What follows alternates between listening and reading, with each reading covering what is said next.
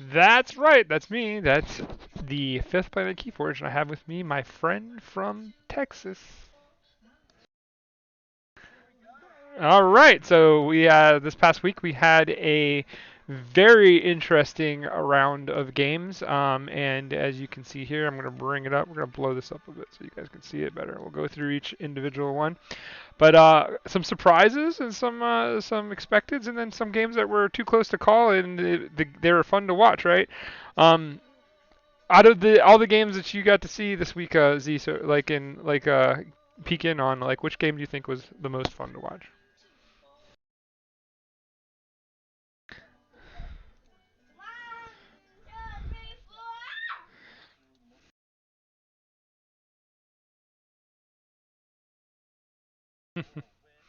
The second time by the same person.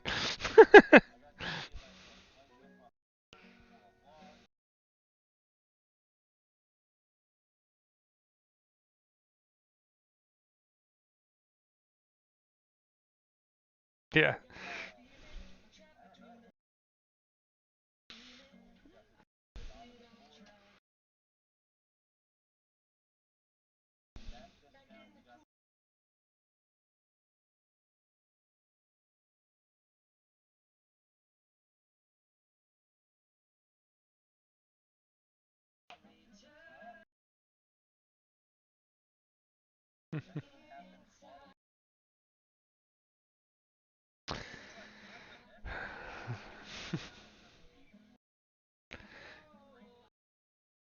Yeah.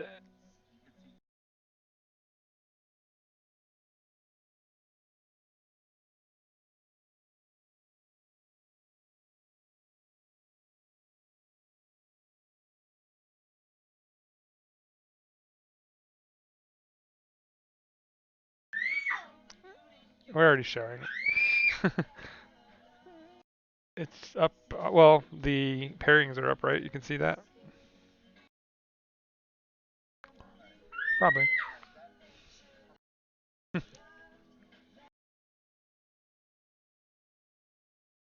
Hmm.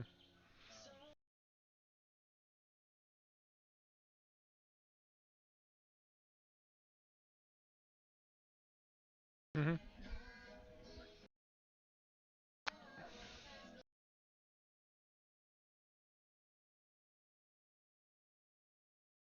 Yeah.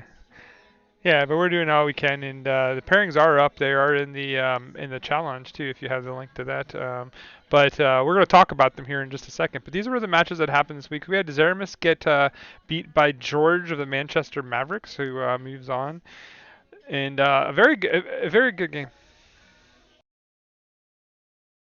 Yeah, so it was definitely a flip. That was the first flip. We kicked that off at the same time as watching Aviator versus Rodeon, and in that case, Rodeon beat Aviator. So we had started the week off with two reversals in the fortune from the week.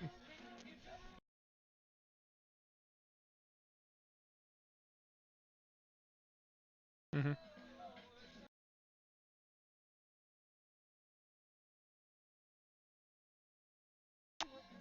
Um, un, Unhook and come back in. Oh, this might be a Discord fail. Can you hear me now? Yeah, we got you. We should have you. Okay. Well, hopefully they can hear me. They can hear you. I said a bunch of words that Okay. y'all never hear. I do not remember what I said. Yeah. But anyway, yes, we saw lots of great Keyforge. We saw like the Squawker into the Ulig, into the Doc Bookton to draw a second battle fleet to then fire a key abduction, or it was going to be game loss. We saw a slight whiff on a heart, which led to a game loss. We saw some amazing Six Semper tributes just now.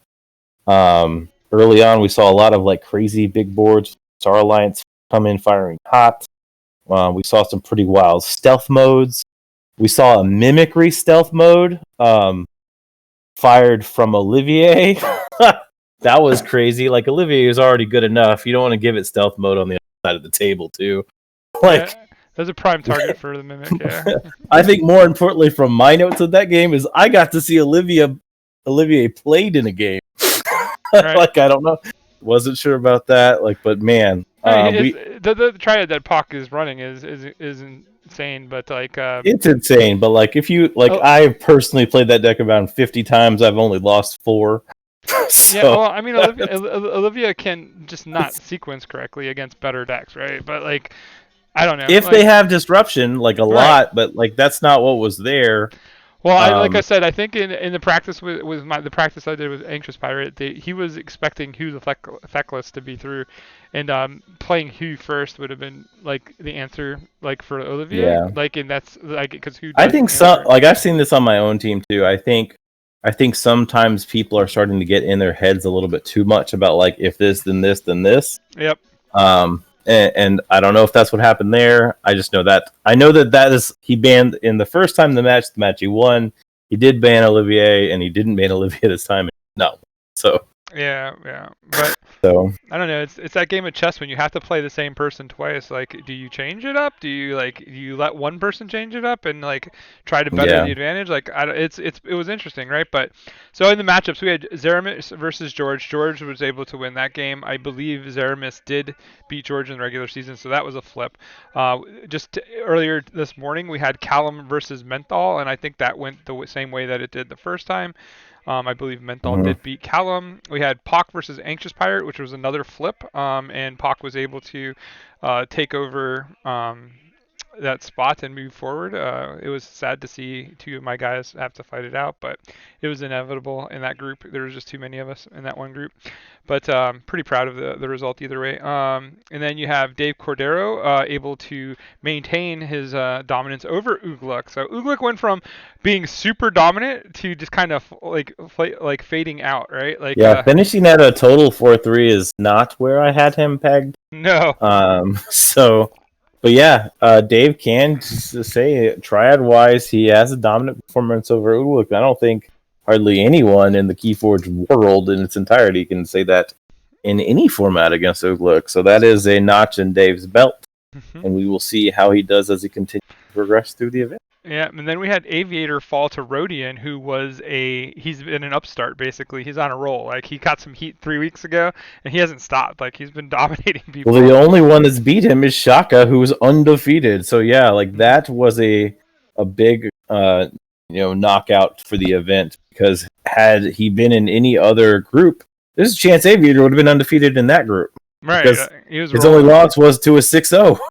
So Yep. yeah, Rodeon being able to swing that was huge. Some really good play on that side. I think Rodeon is probably he's a great player. I already knew he's a great player. I faced him in season 1, but we all knew the 3 decks that he was running, he does not own, and he basically lost the first 3 games, lost at least 2 of the first 3 games, and then he came out to win the last ones, and here he is. He knows how to use his decks now.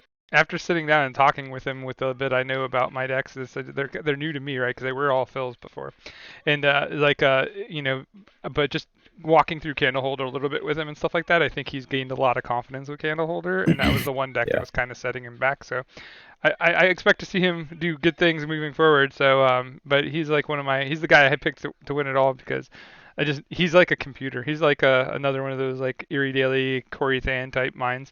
When he plays the game, he tells you what's going on. And Zeramis is the same way. They basically tell you what's in your hand and what you're trying to do.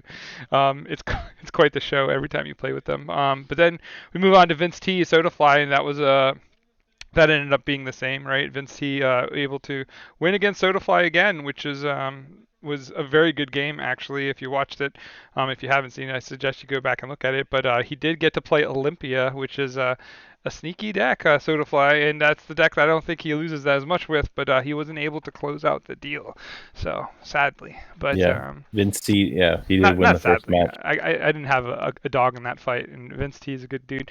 And so that means that the Mavericks went 2 for 2 this week. So that's a nod to the UK community, because last season we only had one UK guy in the top 16, and that was Zaire, and he didn't even he had and they were both Mavericks players were on the bubble too, so there's a chance there would have been none in the top 16. Yeah. So for them to both make, that puts 2 of that team in contention to win it all. Yeah, and that's a big deal for the British community, right? Like they love that. So Sure. They do have our first fall winter. Yeah. So next we had Echo Ito versus Erie Daily, and this was the same as from the season, right? Like Echo Yeah. was it beat Erie, and Erie was able to do No, it no, no, again. no. I think Erie beat Echo, right? Because Did that he? was why there was so much nerves in my chat this week. Yeah, Maybe. yeah, he lost Let to me look. Erie and Kiwi. So like, he lost to the two Oh, Atlanteans okay. Yeah, you're right. early in the season, and then he finished the season by beating Lorenzo to give Lorenzo his only loss, and then had to come back and beat Erie. So he was 0-2 to the Atlanteans, but he finished strong and went 2-0 at the end. So I Well, guess when it matters, he stepped it up. well, he didn't play. He didn't play Kiwi the last round. He just had to win his one of his two games, right? Oh, No, I'm just saying, he like beat. earlier, he lost to both Kiwi early on Oh, in the okay. middle, Fair. Well, he still and has a couple of them left to look through. So, but yeah, there's and one. two. There's two left. Oh yeah, there are. But yeah, and so in the last matchup, we saw Unarmed Goat versus Grant, and I know Grant felt pretty confident going into this week against Goat, thinking, maybe it was that he knew what he needed to do to fix this matchup, but Goat was able to still pull it out with some crazy play. The Heart of the Forest deck in the first game, I think that just ended the game right there when that kind of got blown up. Um, and I think that mentally there was a check out there. Yeah, like that. We only had 2 games go like win in two. Out of all 8 matches, only 2 matches went 2-0, and Unarmed Guard was one of the 2-0s. So after knocking the Heart deck out with the deck he was on, it was just over after that. And Yeah. then the other 2-0 was Menthol beat Callum 2-0 again. Hmm. I think he might have beat him 2-0 the first time. I'm not sure about that though. Menthol is quietly dangerous. We haven't said his name very often, but he's been having a really good run too. Yeah, He was just in the group that had I like the top three kind of locked up, right? Like it was I all need to go back and watch that one. It was cast way too way too early early. to be up. That was 4 a.m. my time, 5 a.m. yours, so it's not awake. Yeah. So I did Yeah. not get to catch. Yeah, I got up at 6, so I missed it by a little bit, but I went back and watched pieces of it. Yeah, I But need. yeah, it was fantastic. Like kudos to Callum. He's one of our stream team, so like I cheer for him a little bit. Um, Yeah, I guess but he's moving over to full on stream time now. He can go support some of his buddies. yeah. All right, so let's take a look at the top 16, and we'll get you guys out of here. It is a nice day outside here. Hopefully, it is there too.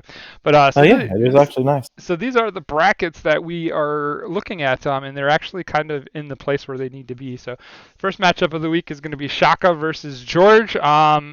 Nobody's wanting to play Shaka right now, right? Like that's a scary matchup for anybody. Good luck, George. You have some Yeah, tools. hasn't even lost a game. I don't know what like. And Yeah, even if you look at the strike array, right? It's 1 strike, 2 strikes, 3 strikes. yeah. Obviously, none of those work. There was no out on the third strike. Like there was no out. Like it's all right. You can tell that people were constantly shifting and changing their decisions as they play them later and later in the league, and the result was always the same: Shaka 2-0, Shaka 2-0. just Like just remember when you're not practicing, Shaka still is. yes, yes, that bear is doing like bear punching drills or whatever. Like I don't know if it's some kind of chewing routine. he sleeps in front of the punching bag and snores on it, like just knocking it Yeah, up. So like he doesn't quit. So like that Shaka is the eldest bear. Like yep. it's on. So he's Um, gonna be ready. Good luck, George. Make sure you're prepped. That's not gonna be an easy one for you. he even had a whole week to hibernate, but I Yeah. doubt he was. Yeah, I don't think so. He was watching very contently on almost every game. So then next we move on to one of my guys, Jay Philippeg, making his debut in the top 16 against Menthol, a guy I said was very dangerous. So we'll be doing our homework and getting him repped up, and hopefully he'll be ready to go.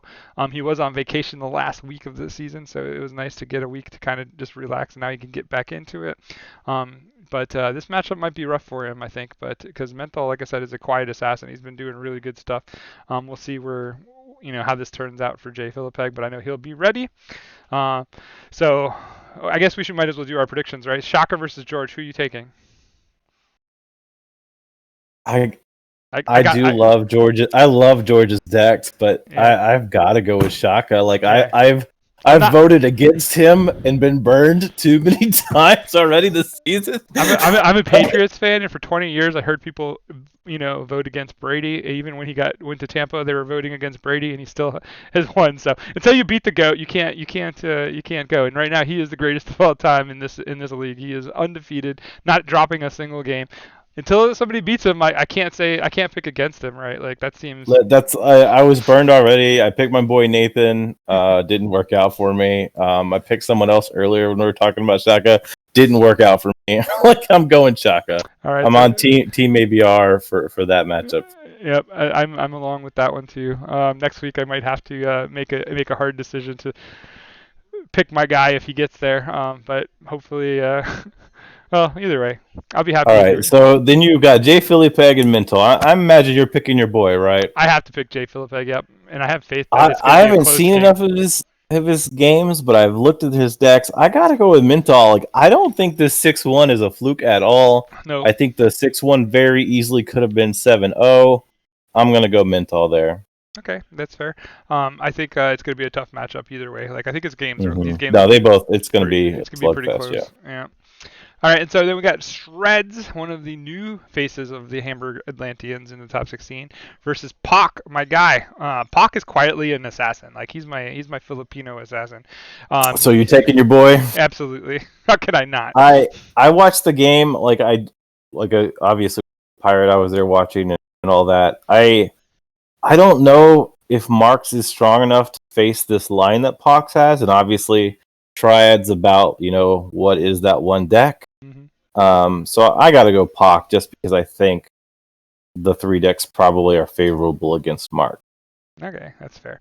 All right, so then we have Shepelev versus Cordero, and I have a rule that I usually don't go against. So, are you following your rule? You pick Dave? When it comes to Triad, I can't not pick Dave. So I'm going Alex all the way. Come on, I know that. Ash, get it done.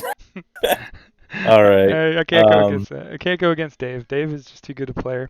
Then we got Rodeon versus Lorenzo. You already know where I'm at with that. Like I'm riding Rodeon to the end. He is the exception to my Dave rule. And Dave is in chat saying he sees me. It's like I gotta support my boy. I think it's gonna be tough. All right. Lorenzo versus Rodeon is another tough one. I think these two people are representing 2 of the strongest triads in the event.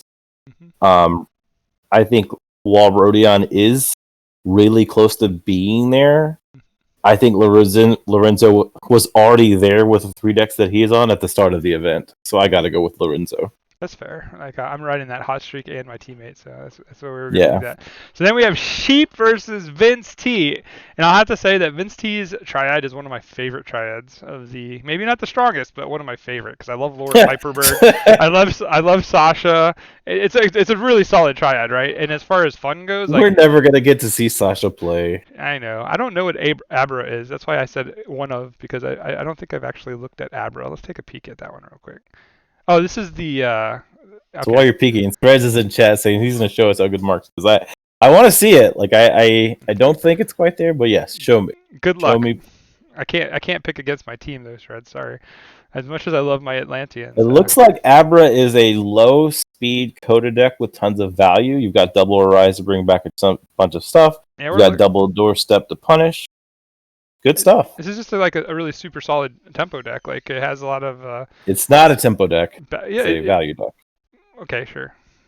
It's literally. I think that they kind of correlate together because the idea here, for when I say tempo, I'm saying that you're basically pushing Amber and you're able to pull Amber back. Like the game is in the Amber game, right? Like there's not a lot of board control that's going to happen here. It's basically all Amber push and pull. That's what I consider tempo, but maybe I'm wrong in that definition.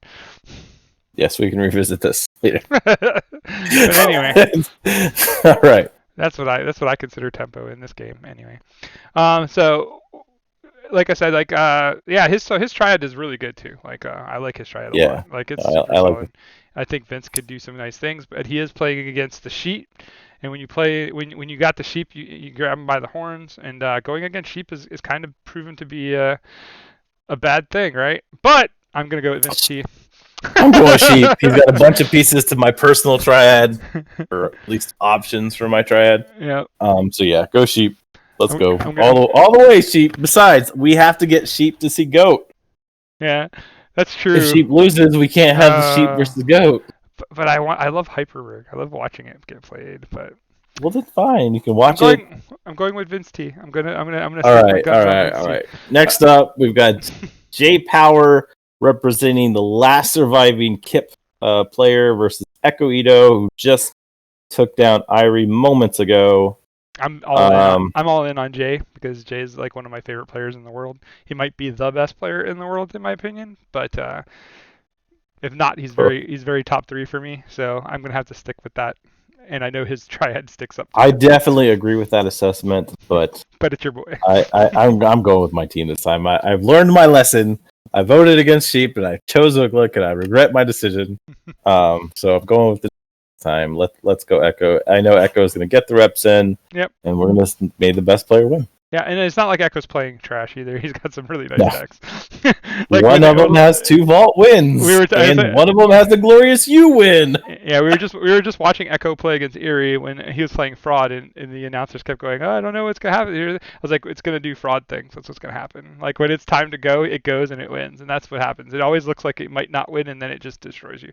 So I was even saying in chat, like, this is really bad unless this, and this happen. And guess what? This, and this happened. Yeah, it's all set up in execution at the oh crap point, right? Like when everybody goes, "Oh, he's about to lose," that's when fraud is like, "Nope, sorry, sucked you out. Yeah. Like I tricked you out." Yeah. Maybe that's why his name is Fraud. Fraud has a deck. Fraud just the deck has hacks. It just hacks the board. Like wins a bunch of games it should never win. Well timed. All right, so then we have, damn it, the most consistent player in the league in my opinion, and in season-wise, data-wise, he's got the most wins of anybody in KFPL at this point. Yes, he's the most winning KFPL player. Yep, and then versus the unarmed GOAT, which is the Cinderella / out-of-nowhere player of this season. Rodeon was that guy last season. This in unarmed GOAT is easily my pick for the holy crap, where did you come from, dude? And I don't know. I think in this matchup, I still go with Dammit because it's hard to bet against the. Yeah, I'm super torn here. I want Unarmed Goat to win so he can meet up against Dr. Sheep, and I think what would be the semifinals. Like, so I'm hoping beyond hope that Goat wins this, but I have to pick Dammit. But then you have to pick. His decks are great. No, I think Sheep does win that. No, I'm saying like, but then if you say that you want Goat to get to Sheep, that means he has to knock out Jay or Echo Ito next. Yeah, as I said, I am. Well, he's already beat Jay. True. I don't know. You see that one on the loss column? Yeah, that's Jay. I don't know if that will be the. I don't know if that'll be the same result, but we said that about Grant, right? So.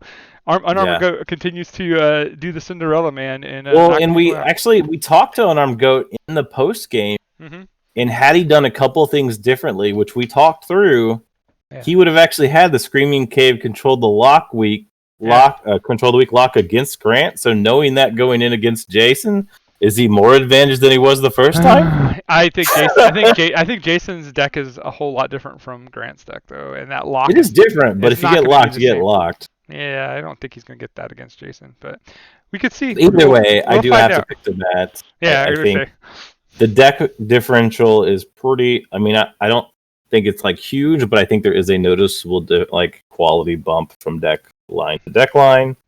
And Dammit again is the most winning KFPL League player. It's not a random reason either. He's real damn good. Yeah, he's really, really good. Yep. Like when we were, like I said, like when I was doing KFPL 1 and like we were gonna need a substitute initially for Arente. He was the guy that Leo was like, well, if we want to bring our best Italian person to this before we did the actual plans and stuff like that, he's like, I would suggest this guy, and I was just like, sure. And then like we changed the rules up to make sure it was more fair, and he ended up just winning to get in anyway. Yeah, and then earned his spot. And then he just went like postal in league and just did great things. So I can't. It's hard for me to bet against Dammit unless like he's kind of like Shaka. Like I would not be shocked to see those two in the finals at all. Like I'll call that right now. But Maybe not what I want to see in the finals, but it's probably. Dave stole my moment. I actually I'd already looked it up, and I went to the March results, and this was our announcement. He said something about it in chat. Echo had won his spot through our March event. Yep. Meaning that if he re-won at some other time, our March event, as we detailed in our events this season, would trickle down from the league play. And this didn't happen on the other side because Uglik is going to be in season because he is out, but he still has that slot. But in this case, Echo being in will now allow Gorlami to claim the season 3 spot from our March. Awesome. So congratulations today to all of the top 16, including Gorlami. Awesome. Gorlami is in. That's another ABR guy. So another bear sneaking in, right? Yeah, I'm pretty sure he's so. ABR, isn't he? Or Reap Out? One of the two. I think he's Reap Out. No, is he Reap Out? I think so. Okay, another Reap Out player. So that's Dave is confirming that Gorlami is Reap Out. I was pretty cool. I just know him from the ABR league, so. Letting Gorlami qualify. Yes, Jupiter continues to say that everyone on Reap Out is in ABR. Yeah, it's true. I don't know. Devin, Kevin, same difference. It's the migration. All right. I was going to be sending Gorlami that after this, tagging him. All right. Well, that is what we're looking at. So that is the top 16, and all these games again will be put out there and recorded. As last season, I've actually already started the groupings for the media groupings. As soon as we know times, we'll get our media crew on it. Everything will be cast live for YouTube and uploaded appropriately. But we're going to start getting them scheduled. Since we don't need an extra day to fill out a playoff bracket or whatever, the games will resume Tuesday through Sunday this week. Give us an extra day. We already have somebody scheduled for Tuesday. So that's it. Wrap us up, Jupe. Well, that's all I got for anything right now, and I'm excited to see where this leads. And again, hey, Z, why don't you tell them what the prizes for this season are going to be for these people that are now fighting for it? All right. For season 2, again, our first prize is $350, along with a luxury playstyle set of premium keys. Second place is $250 for second place. And third place is $150. As I said, we're amping up each time. We need to think about what first, second, and third will whether we're going to do first, second, third for survival, because the first, second, third looks a little weird at the end of all survivals. But I guess there is always at least 3 there. That's something to talk about in the future. That's not for now. But the prizes will be worth more money, so we know that the total will be more than the $750 that we're giving it out. Yeah, so I will say that your guys' viewership has brought in $110 so far just for watching from ad revenue and stuff like that. So that's pretty sweet. And again, and that all goes straight to the prize pool. Yeah, and so thanks for that support and stuff. I appreciate it 100%. Like I said, we're going to keep pushing forward and doing great things with everything. Also, thank you so much again to Luxurious Playstyle. We haven't gave them a shout out in a long time. So those guys have been nothing but golden for us during this COVID thing, and the support that they gave us has been phenomenal. So they deserve every bit of sponsorship we can give them. Their tokens are absolutely amazing. If you haven't seen them, go check them out. Highly recommended. And I think that's everything I got for right now. That's it. Tune in, watch some Keyforge. You're gonna see some great stuff to come. I am certain. I've definitely watched, I think, some of the best Keyforge I've seen ever over this last week or two. I think there was only 2 real come on mans all week, so that I remember.